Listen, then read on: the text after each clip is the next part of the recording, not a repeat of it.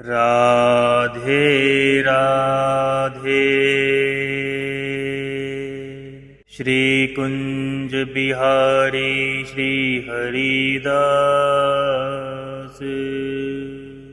हरि भक्तों, आज हम श्रीमद् भगवत गीता के 16वें अध्याय, जिसका नाम है दैवासुर संपद विभाग योग, के मूल पाठ का श्रवण करेंगे। हम हर ऑडियो से पहले यह बता रहे हैं, जिन्होंने यह ऑडियो पहली बार सुना है, कि मूल पाठ ही क्यों।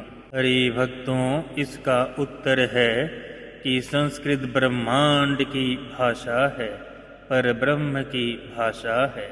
संस्कृत भाषा में किए हुए उच्चारणों से हमारा मन पर ब्रह्म से जुड़ जाता है, अर्थात ब्रह्मांडीय कॉस्मिक एनर्जी से जुड़ता है। यह बात कई वैज्ञानिक शोधों में भी प्रमाणित हो चुकी है कि संस्कृत भाषा में किए हुए श्रवण का मानव के शरीर पर अत्यधिक सकारात्मक प्रभाव पड़ता है। जैसे कि एक शोध नासा ने भी किया था, गायत्री मंत्र के उच्चारण में तब यह पाया गया कि संस्कृत में गायत्री मंत्र के उच्चारण का शरीर पे अत्यधिक कई गुना अधिक अन्य भाषाओं के कंपैरिजन में सकारात्मक प्रभाव पड़ा। और यह भी पाया गया कि संस्कृत भाषा का उच्चारण और ब्रह्मांड की फ्रीक्वेंसी दोनों एक बराबर है। ऐसे ही ना जाने कितने ही शोध हुए हैं, और यह उच्चारण ठीक वैसे ही कार्य करता है जैसे किसी बीमार मनुष्य को यदि कोई औषधि दी जाए, तो चाहे उसे उसका कंपोजिशन मालूम हो या ना हो, यह औषधि अपना कार्य निश्चित ही करती है। ठीक वैसे ही सारे श्लोक मंत्र कार्य करते हैं। आप ही सोचें, जब भी आप किसी मंत्र का उच्चारण करते हैं, चाहे वह भोलेनाथ का मंत्र हो, चाहे नारायण का, चाहे माँ दुर्गा का, चाहे गणेश जी का, आपको अत्यधिक शांति किस प्रकार के उच्चारण में प्राप्त होती है? निश्चित ही संस्कृत उच्चारण से। हरि भक्तों, जिन्हें हिंदी में अर्थ समझना है, उनके लिए हमने प्लेलिस्ट में पद्म पुराण के महात्म्य सहित प्रत्येक अध्याय का हिंदी रूपांतरण शुद्ध विवरण बिना किसी अर्थ का अनर्थ किए अपलोड किया हुआ है।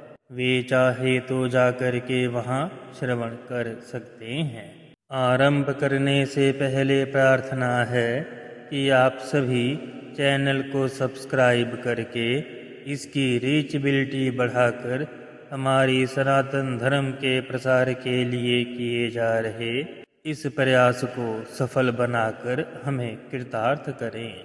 आइए अब श्रवण आरंभ करते हैं।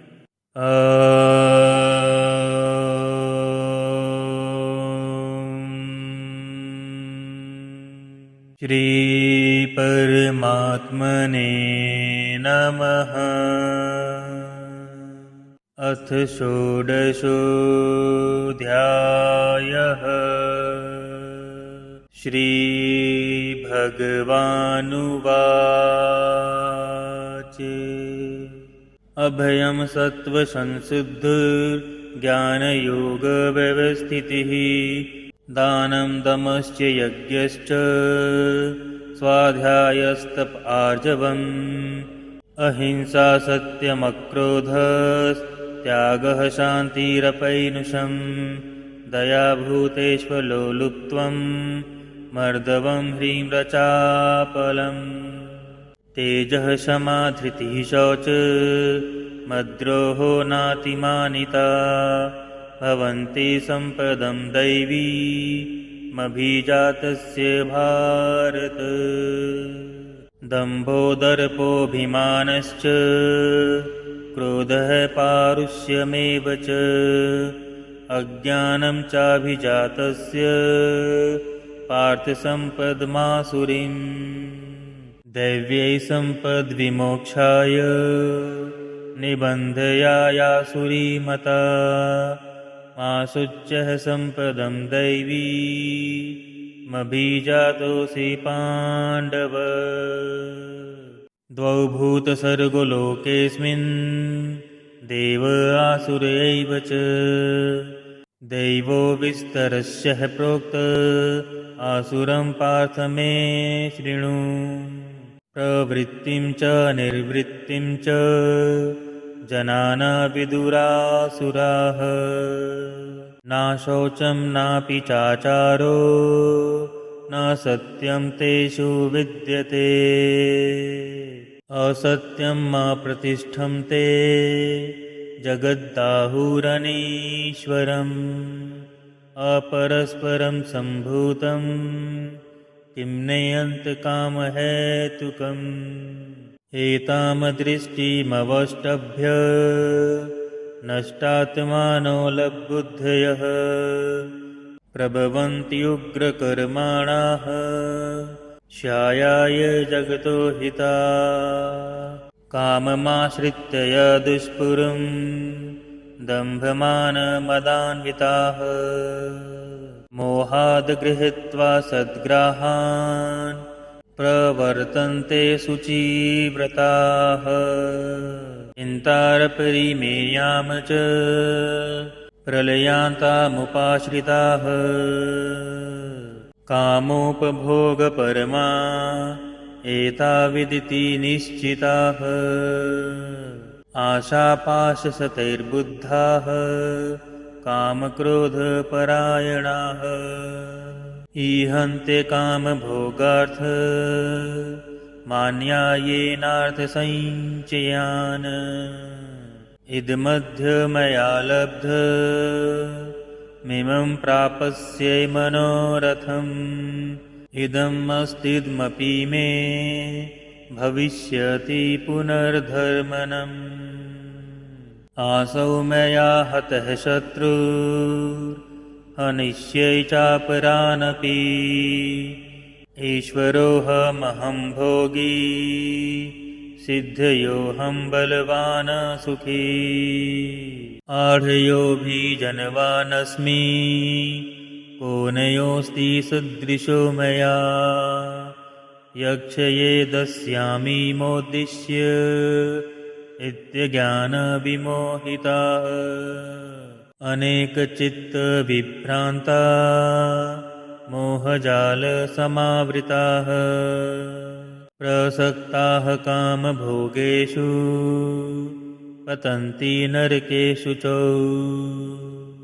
आत्मसम्भाविताः स्तब्धा धनमानमदान्विताः यजन्ते नाम यज्ञैस्ते दम्भेनाविधिपूर्वकम् अहङ्कारं बलं दर्पं कामं क्रोधं च संश्रिताः मामात्मं परदेहिषु प्रद्विषन्तो भयसूयकाः तानहं द्विषतः क्रूरान् संसारेषु नराधमान् क्षिपाम्यजस्रमशुभा नासुरीष्वेव योनिषु आसुरीयोनिमापन्ना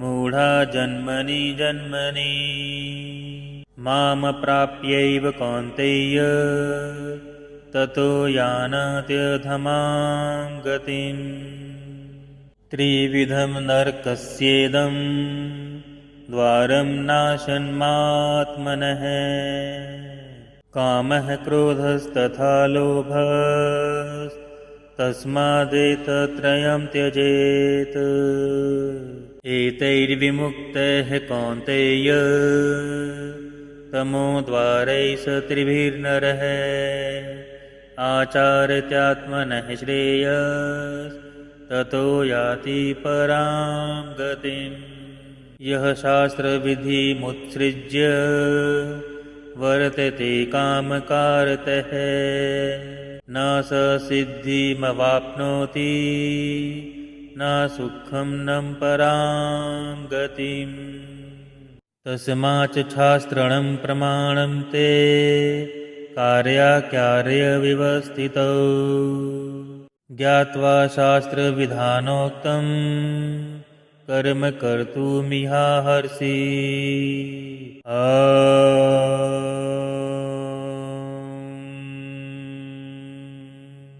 तत्सदिति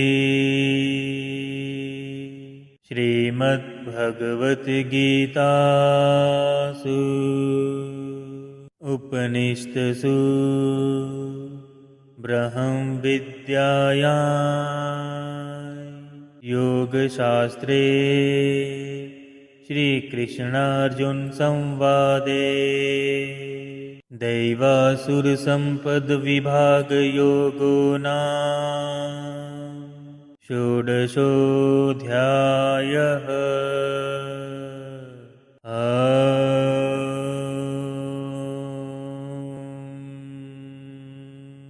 श्रीकृष्णार्पणमस्तु।